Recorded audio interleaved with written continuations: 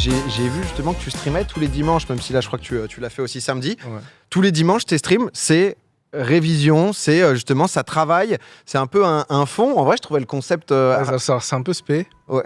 C'est que depuis très longtemps, mes amis, mon frère me disait, parce que mon frère stream depuis 3 ans maintenant, bah, tout le monde me disait Kevin stream, viens sur Twitch. Et moi je dis j'ai pas le temps, je taffe. Et un soir, on parlait de ça avec mes potes, et là, en fait, en vrai, je pourrais me streamer en train de taffer.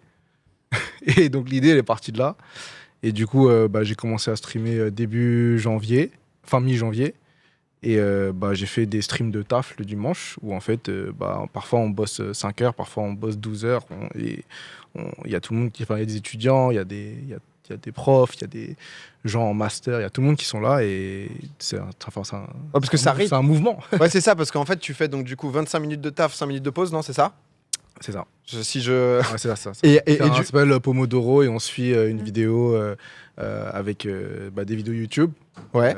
Une chaîne qui s'appelle About in Tokyo, souvent, c'est celle-là. Et donc on travaille 25 minutes de travail, 5 minutes de pause, et on continue. Ah, c'est trop cool, parce que c'est vrai que ça. Non, mais j'étais tombé là-dessus, je savais pas que tu faisais ça. Ouais. Et c'est vrai que je me disais trop cool, parce que le dimanche, en plus, c'est souvent le moment où la semaine va reprendre. Donc voilà, tu vas lundi, taper ou autre. Mais en fait, ce qui est marrant, c'est que du coup, il y a des personnes qui doivent travailler le samedi, qui ne travaillent pas le samedi, parce qu'ils savent qu'il y a le live de taf le dimanche, et qui du coup, ils accumulent leur temps, mais ils font tout le dimanche avec moi après. Ils se calent Ils ont des choses à rendre lundi. Donc, et c'est vrai que, parce que les gens chez eux, chacun fait ce qu'il veut, ça permet de faire un fond pour avancer. Moi, je me demandais, il y avait une question dans le chat là, sur quoi tu bosses par exemple? C'est vrai, sur tes prochaines vidéos, sur l'écriture, ce genre de choses? Ça peut être l'écriture de certains textes, ça peut être du montage, ça peut être checker des doublages, faire des retours sur des choses, ça peut... Ouais, un peu tout ce que tu as à faire au global, quoi. Mais ça, tu le montres pas du coup, tu te filmes que toi, tu montres pas ton travail. Oui, c'est moi, je me filme pendant 25 minutes. Et après 25 minutes, il y en a 5 minutes où je discute avec le chat. Chacun travaille sur... Mais tu montres pas forcément ce que tu fais, parce qu'il y a des gens, par exemple, qui travaillent en musique, qui vont montrer un petit peu leur production ou quoi que ce soit. Là, oui, t'es pas en mail en mode où tu montres tes retours de mail en mode pas ouf là. Non, mais dans parfois, pendant les pauses, je vais montrer un peu ce sur quoi je travaille. Okay. Le problème, c'est que quand tu es en train d'écrire un texte, si tu le montres, ça spoil les blagues. Bien sûr, oui, bien sûr. Donc, après, lorsque je viens de finir une vidéo, où je viens de finir un truc particulier, je peux montrer certaines portions au chat. Oui, voilà. Parfois, je lis 2-3 paragraphes de texte pour tester, mais je vais pas tout non, mais c'est normal. Parce que c'est vrai que je me suis rendu compte, je t'ai même pas présenté, parce que t'es quand même pilier de YouTube pour moi, Kevin, le rire jaune, où c'est vrai que là, on parlait de tes streams du dimanche, qui est pas... Pour ça, à la base, tu t'es fait connaître quand même.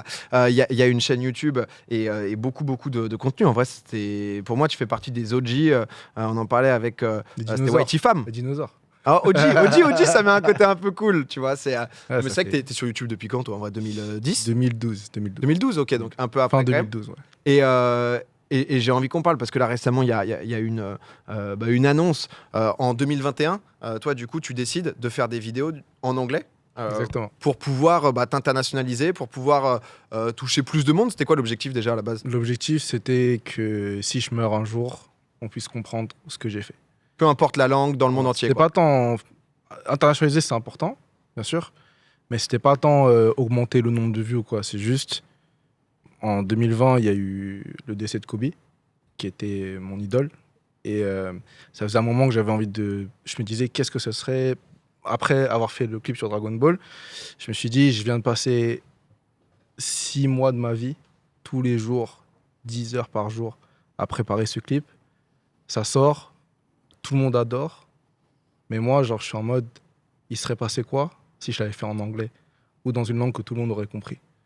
Tu vois, si j'avais fait ça, ça aurait sans doute fait rire beaucoup de personnes, tu vois. Et c'est un truc qui me traînait dans la tête, Et quand il y a eu le décès de Kobe, je me suis dit, tu peux avoir atteint des niveaux de succès que personne ne peut atteindre, avoir tout dans la vie, et ça peut être arraché du jour au lendemain. Et je me suis dit, je veux pas avoir de regrets. Et je me suis dit, vas-y, je vais tenter. Je vais lancer le truc. Je veux que si jamais un jour je disparais et que les gens tombent sur ma chaîne, tout le monde dans le monde peut potentiellement comprendre au moins, tu vois. Plus que les vues ou quoi, parce que on sait tous faire des vues ici, on sait tous avoir beaucoup d'abonnés, etc. Donc c'était plus laisser quelque chose, laisser une trace. Ouais, laisser une empreinte. Non, mais en vrai, c'est un raisonnement j'avoue, qui est original, parce que c'est vrai qu'on n'a jamais vu ça, le moment où tu as eu ce switch de te dire, ok... Il y a des youtubeurs qui ont dit que j'étais fou. Hein. Ouais, parce que... Il y en a qui ont dit c'est pas intelligent d'un point de vue business. J'ai dit oui, c'est pas intelligent. Parce que t'as quoi, plus de 5 millions d'abonnés sur ta chaîne principale, quelque chose comme ça. Donc, est-ce qu'il y avait quand même un peu ce côté, en France, t'as eu l'impression de toucher tous les gens que tu pouvais toucher à peu près, tu vois ce que je veux dire, et du coup aussi l'étendre, je pense à la Bolivie à chaque fois, que les Boliviens puissent rire à tes vidéos. Je pense que moi, j'ai fait des vidéos et je parlais de sujets qui me parlaient. Ouais. Ça a naturellement touché un certain nombre de personnes. Et après, voilà, tu as le choix. Soit tu changes ton contenu pour qu'il touche toutes les tranches d'âge, de 5 à 80 ans. Et c'est pas forcément ce que je voulais faire. Parce que moi, j'aime bien écrire, réfléchir à fond, écrire des textes avec des doubles, triples lectures, etc. Donc ça, il faut quand même un certain âge pour comprendre vraiment ce que j'écris, on va dire, sans prétention. Et donc, du coup, j'étais pas prêt à changer mon contenu autant. Je peux m'adapter à la plateforme. Et donc, c'est pour ça aussi que je m'étais dit, on va tenter un nouveau challenge. En vrai, c'est intéressant parce que c'est vrai qu'il y a eu beaucoup... tu vois, des gens au bout d'un moment que tu considères comme un gars, c'est aussi parce qu'il y a ce truc ils se disent putain, il y a la nouvelle génération qui arrive, il faut à tout prix que je puisse les toucher, donc ils vont changer. Et quand toi tu les as suivis, tu te dis putain, ça me correspond plus du tout, quoi, ce que tu voulais pas faire. Ouais. Et comment ça s'est passé? Parce que chaîne en anglais sur YouTube, j'ai vu aussi que. En fait, c'est pas juste un changement de langue, c'est un changement de contenu. Ouais. C'est-à-dire que je suis passé sur de l'animation. Parce que pour moi, c'était un peu.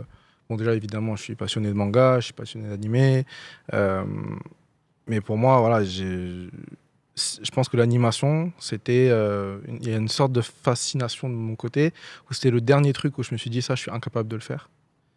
Et tu as voulu te dire, vas-y, je me challenge. Artistiquement, j'avais envie de me challenger. Parce que j'avais produit tout, en fait. J'avais produit des sketchs, des petits courts-métrages.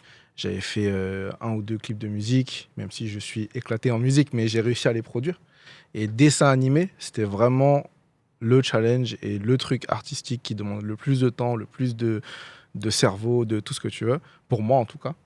Et je me suis dit, c'est ce challenge-là artistique que je veux relever en tout cas. Mais toi, j'ai l'impression que tu kiffes trop ce truc de vas-y, il faut un nouveau pan. Qu'est-ce qui peut être un peu difficile, pas forcément. Alors, t'as un attrait aussi, j'imagine, avec tout ce qui est, comme tu disais, manga, donc forcément, bande dessinée, dessin animé et tout, c'est forcément assez proche. Mais de se dire, ok, je suis pas là-dedans pour l'instant, je vais le faire et on va voir ce qui se passe, quoi. Après, on va dire que c'est une décision naturelle par rapport à mes goûts. Ouais. C'est que j'adore tout ce qui est manga, tout ce qui est dessin, tout ce qui est animation. Quand j'étais petit, premier métier que je voulais faire, c'était mangaka. Donc du coup, pour moi, c'est une décision... Quand je regarde les images là sur l'écran, pour moi, c'était une décision... C'est pas un retour aux sources, au final, faire ce que tu voudrais faire. On peut voir ça comme ça. Ouais. Et du coup, l'expérience, parce que là, il y a 5-6 jours, je crois, donc tu as annoncé donc, sur ta chaîne YouTube que... ce que tu avais fait, tu vas pouvoir faire un peu justement, alors pas machine arrière, mais tu avais donc ta chaîne principale qui était devenue donc une chaîne en anglais. Tu avais récupéré donc ta chaîne secondaire à un peu plus de 2 millions d'abonnés où tu refaisais des vidéos en français. Exactement. Et là, donc du coup, il y a une nouvelle fonctionnalité sur YouTube. C'est vrai qu'ils avaient teasé depuis quelques temps, etc., qui en fait te permet, on le connaissait depuis longtemps, les sous-titres, tu pouvais mettre différentes langues, etc. Maintenant, tu peux aussi le faire sur de l'audio qui te permet désormais de tourner tes vidéos en français et rendre disponible dans plein d'autres langues. Donc là, c'est le monde idéal, quoi, en vrai. En fait, c'est que sur l'audio, c'est pas sur l'image pour l'instant. Donc, tu vois, t'as pas deux versions, quoi. Voilà, okay. Exactement. Et donc, en fait, c'est bien parce que YouTube, ils ont... Donc, je suis passé en anglais il y a 2 ans et 3 mois, quelque chose comme ça. Et 1 an et demi après que je passe en anglais, ils annoncent la fonctionnalité uniquement aux US, uniquement pour MrBeast. Et du coup, depuis, j'étais en mode j'aimerais bien l'avoir. Ça a l'air bien. Ça a l'air sympa ce truc.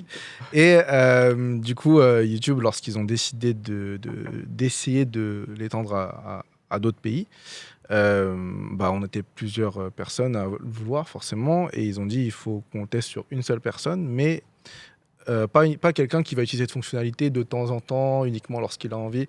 Quelqu'un qui a vraiment besoin de cette fonctionnalité et qui a envie de multiplier systématiquement toutes ses vidéos. Et ce qui est bien en plus, c'est que les dessins animés, c'est le format idéal pour du doublage. Donc, du coup, merci beaucoup YouTube de m'avoir choisi. Ouais, c'était un choix assez, je trouve logique. Parmi tout le monde. Quoi. Ouais, et donc, du coup, c'est du temps. Ça, c'est beaucoup de temps de doubler. Là, on a lancé les... Tu le fais toi-même aussi ou tu prends des gens pour le faire ? Alors, En gros, moi, forcément, mes dessins animés en anglais, je les ai doublés en français, mais quand c'est moi qui parle, ça peut que être moi qui double parce que mes abonnés, ils sont habitués à écouter ma voix. Je vais pas d'un coup c'est chelou. envoyer quelqu'un me doubler en français, c'est bizarre. Bien sûr. Mais après, maintenant, du coup, cette option, elle me permet de refaire des vidéos en français, tout simplement, mais de les doubler en anglais, espagnol, etc. Ce qui, du coup, me permet d'avoir quelque chose d'encore plus large, donc c'est encore plus intéressant pour moi, c'est plus marrant en fait. Et donc du coup là on s'amuse parce qu'on essaye de trouver un studio en chinois mandarin, on a trouvé un studio en espagnol, on a trouvé une voix officielle de moi en espagnol.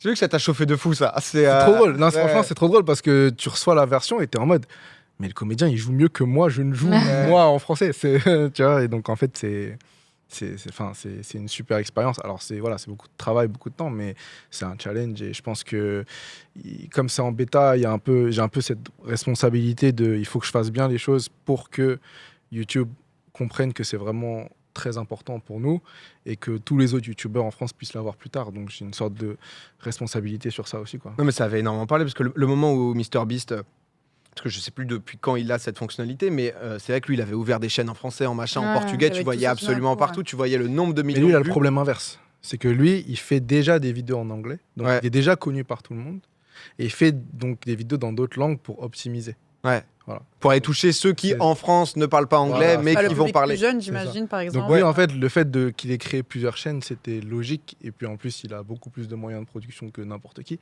Donc c'était logique en fait. Mais toi, du coup, parce que moi j'avais compris que tu étais le deuxième dans le monde, t'en as quelques-uns, t'en as un par pays, quoi, en gros. Je crois qu'on est moins de 10 dans le monde à l'avoir. C'est ouf. Hein. J'ai vu un russe qui l'avait, j'ai vu un deuxième américain maintenant ou canadien. Je pense qu'on est plus que 5, mais je suis sûr qu'on est moins de 10. Mais pour les vidéos, ce qui est dingue aussi, c'est parce que je sais pas trop comment ça marche, l'algorithme genre interpays et tout, mais c'est vrai que ta vidéo, parce que Beast par exemple, les vidéos, il a peut-être déjà 200 millions de vues. C'est vrai que si tu cumulais en plus justement sa vidéo traduite en français, etc., forcément le truc est de plus en plus gros, donc c'est plus proposé, etc. Quoi. En fait, c'est ça, c'est qu'il y a un pour, il y a un contre. Le gros pour, c'est que MrBeast, lorsqu'il sort des vidéos maintenant, il fait énormément de vues d'un seul coup par rapport à avant. Il faisait beaucoup de vues, mais là, il fait vraiment des 50 millions de vues en 2 jours, des choses comme ça. Le seul contre-coup, on va dire, d'une, c'est cher, mais de deux, c'est que tes vidéos, elles prennent toujours 2 semaines de retard, puisque tu dois doubler. Que déjà, quand ça part en doublage, tu dois être sûr absolument que il n'y a pas de retouche, version finale de la vidéo. Et après, ça part en adaptation. Et en fonction des scènes, ça part en casting et tu dois l'avoir fait avant de la sortir, du coup, c'est ça ? Il faut que la vidéo elle soit finie 2 à 2 semaines et demie, mais finie dans le rythme, au moins dans le rythme, tu vois. Après, tu peux toujours tweaker. Vas-y, je rajoute un écran de fin, des choses comme ça, mais puisque le doublage est fait à partir du labial, donc de comment tes lèvres elles bougent, il faut que la vidéo soit finie. Mais même au-delà de ça, moi, la question que je me pose, c'est au niveau de l'algorithme, parce que comme tu le disais, là, effectivement, la vidéo, elle est proposée au niveau mondial, ça se cumule. Mais en fait, ce qui était intéressant par le fait d'avoir plusieurs chaînes avec des différentes langues, c'est qu'elles sont poussées à des publics de cette langue-là. Est-ce que là, du coup, une vidéo, même si elle a cette option-là, est poussée autant à un public, par exemple, espagnol, même s'il y a l'option, que les vidéos espagnoles, tu vois. Est-ce que YouTube travaille là-dessus, sachant qu'ils sont peu, forcément moins poussé. Il y a des personnes qui trouvent que l'idée de MrBeast d'avoir ramené toutes ces chaînes sur la même, il y en a qui trouvent que c'était pas très intelligent d'un point de vue business, puisque... Pour les communautés, non ? Pour les communautés, et donc en fait, du coup, d'un point de vue business, c'est que si tu as une grosse chaîne espagnole, tu peux aller chercher des placements de produits espagnols. De marques espagnoles, par exemple, tu vois. Et sponsoriser les vidéos dédiées en France. Voilà, c'est ça. Alors que là, en fait, pour une même vidéo sur une même chaîne, il peut faire un seul sponsor, mais les budgets des sponsors, ils sont capés, ils vont jamais payer pour 150 millions de vues. Oui. Donc du coup, en fait... l'audience en Asie, entre guillemets, il y a des personnes qui disent que d'un point de vue business, c'est pas très intelligent. Après, je pense que MrBeast, la thune, il en a plus rien. Là, c'est de l'opti, mais c'est vrai que c'est après, même du point de vue, comme je dis, communautaire, tu vois, genre que l'espace commentaire, si tu veux qu'il y ait du débat, de la discussion et compagnie, si tu sais pas où retrouver, on va dire, ta communauté pour la langue et compagnie, c'est peut-être le plus simple, je sais pas. Après, voilà, c'est une nouvelle fonctionnalité, c'est en test. Il y a des choses qui, forcément, du bien et du mal qui vient avec et il faut essayer. Je me demandais, est-ce que tu as pu voir, est-ce qu'il y a des Anglais qui ont suivi ? Est-ce qu'au final, c'est beaucoup une partie francophone de ta commu juste qui suit les vidéos en anglais ? Est-ce que tu as pu choper vraiment ces nouveaux pays ? Parce que, par exemple, tu es allé genre sur Weibo, non Bilibili, ouais. Pardon, Bilibili, ok. Genre en Chine, etc. Est-ce qu'il y a des pays ça a marché, d'autres pas du tout ? comme je me suis intéressé à l'animation, là, j'ai réussi à produire des animations en indépendant. Et j'ai commencé à m'intéresser comment en produire de manière professionnelle.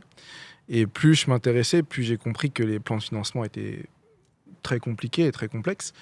Et que, en gros, quand tu es français et que tu veux faire une série d'animations, tu dois compter à la fois sur le CNC, à la fois sur des financements chinois pour éventuellement des produits dérivés par rapport à ta série, puisque c'est les Chinois qui fabriquent les jouets. Aussi, forcément, des chaînes internationales, si c'est possible. Donc, par rapport à tout ça, je me suis dit, je développe tranquillement une chaîne en Chine. Bien sûr, ça m'amuse de parler en chinois aussi, de faire des sketchs en chinois. La communauté chinoise, elle est très drôle. Pour l'instant, on a 13 000 abonnés sur la chaîne chinoise. Donc, c'est vraiment marrant parce qu'ils font des commentaires qui me font vraiment rire. Et en plus, je me dis que dans 3 ans, 4 ans, lorsqu'il y aura vraiment beaucoup de monde et que j'aurai peut-être envie de faire une série d'animation, des films d'animation, des choses comme ça, et être connu en Chine, ça peut m'aider aussi facilement à construire une partie, on va dire, du financement ou du business plan. Derrière, si avec la nouvelle option multipiste, j'arrive à avoir un peu un public un peu partout, forcément ça pourra aider d'autres projets, c'est cool quoi. Et comment tu fais, genre, parce que c'est vrai que de temps en temps, tu vois, nous on a l'effet inverse de Français que tu dis ils sont inconnus et en fait le mec a fait un son là-bas, le gars est connu de tous les Chinois, etc. Toi, est-ce que t'es arrivé, parce que c'est vrai que si tu crées juste ta chaîne sortie de nulle part, rien que pour percer c'est compliqué, genre, je sais pas, je dis une connerie, t'es allé sur des forums pour dire voilà, je suis un youtubeur français qui a 5 millions d'abonnés, j'ouvre ma chaîne. Non, j'ai fait une chaîne. Ouais, Voir ouais, non mais tu sais, genre, parce que c'est vrai que ça peut rendre curieux, parce que. Non, en fait, j'ai fait une vidéo sur ma chaîne principale pour dire que j'ouvrais une chaîne Bilibili. Ok. J'ai eu 500 abonnés. Ouais, ça t'a fait une petite base et j'ai du eu coup. 500 abonnés et puis après, Bouche à oreille. les Chinois en ont parlé entre eux. Et en fait, c'est cool, c'est que j'ai vraiment des abonnés chinois qui ne me connaissaient pas avant et qui ont découvert la chaîne. Donc pour l'instant, ça peut sembler petit par rapport à mon public en France, parce qu'il y a 13 000 abonnés, mais pour moi, je trouve ça incroyable qu'en Chine, il y ait 13 000 personnes pour l'instant. Et, En plus, ça a dû du coup découvrir une nouvelle plateforme quand même, mine de rien. Oui, alors c'est assez similaire quand même. C'est pas si différent que ça. Il y a quelques options qui sont cool en plus. Et il y a d'autres options qui sont sur YouTube et qui n'existent pas là-bas, donc tu t'adaptes. Mais Détail, quoi. oui, c'est des détails. Et puis, comme tu dis, je suis un OG, je suis un dinosaure. Moi, j'ai vraiment construit ma chaîne YouTube de zéro jusqu'à aujourd'hui. Et là, j'ai l'impression de revivre ça. Ça doit être assez cool.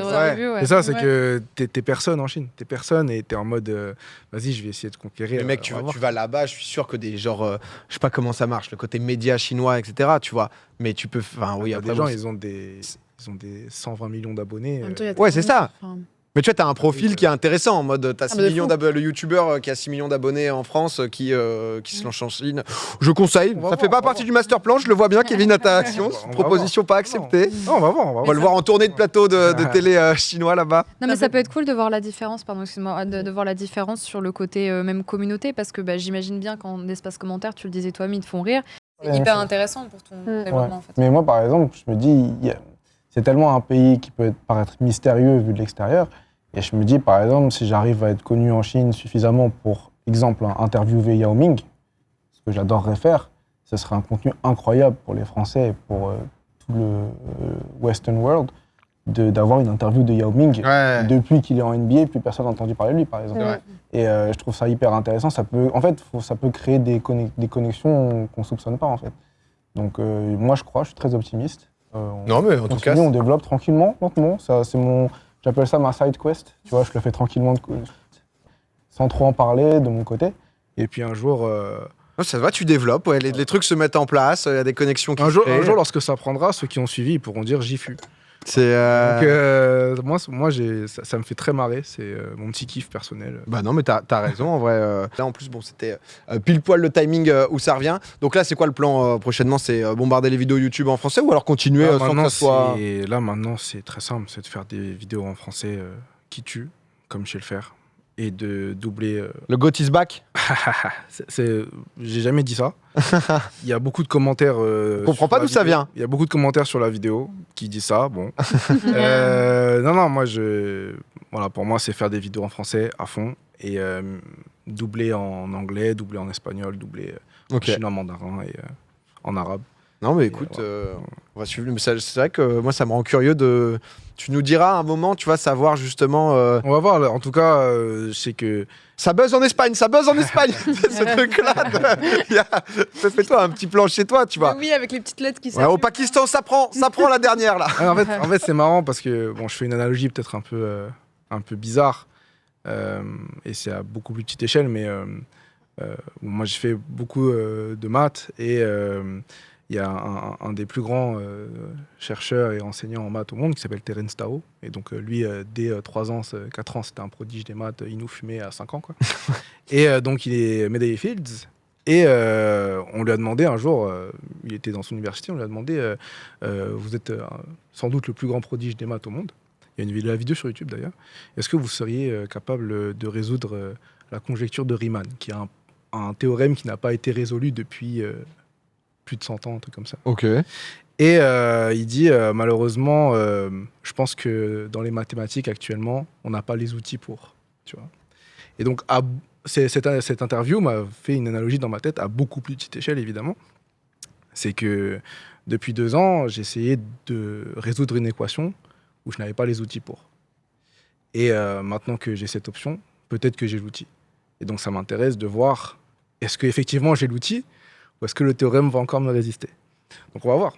Mais t'as une drôle. vision des choses qui est hyper intéressante. Quand Mais on en parlait fait, de shonen, on y est. C'est drôle. Ouais. Non, mais c'est drôle. Pour moi, c'est un jeu. Pour moi, c'est YouTube. Ça fait tellement longtemps que je fais ça. Toi aussi, ça fait tellement longtemps que tu es sur Internet. En fait, que pour moi, maintenant, c'est du kiff, quoi. C'est. Ouais, tu te crées ton escape game, quoi. T'es en mode. Tu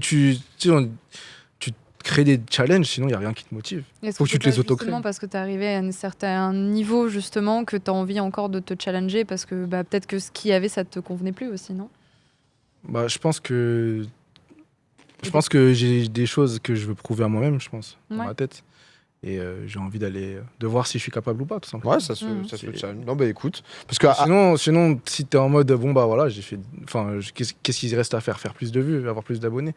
Ouais. C'est un peu vide comme quête, en vrai. Ouais. Que t'aies 5 millions ou 6 millions ou 7 millions d'abonnés ou tant d'argent, ça change pas grand-chose. Je pense ce qui compte, c'est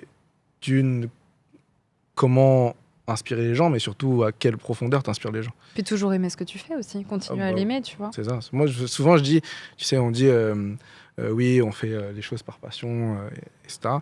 Je pense que quand ça fait un certain moment que tu fais des vidéos, et je te dis souvent, c'est que pour moi, YouTube, faire des vidéos, ça a dépassé le stade de passion pour moi. Pour moi, aujourd'hui, c'est limite ma raison de vivre.